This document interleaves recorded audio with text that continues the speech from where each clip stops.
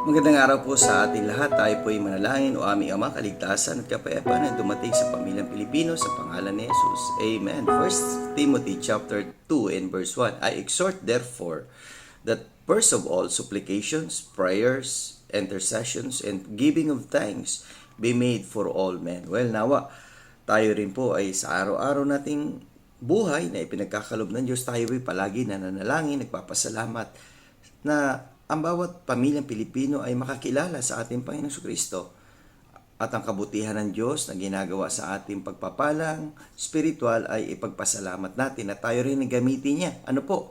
Na maging daluyan ng kaalaman mula sa salita ng Diyos. At kung meron pang pamilyang hindi tumatanggap sa ating Panginoong Kristo, kaibigan, tanggapin mo na si Jesus na iyong maging Panginoon at tagapagligtas at tumalikod ka na sa iyong mga kasalanan at sumunod sa kanyang kalooban.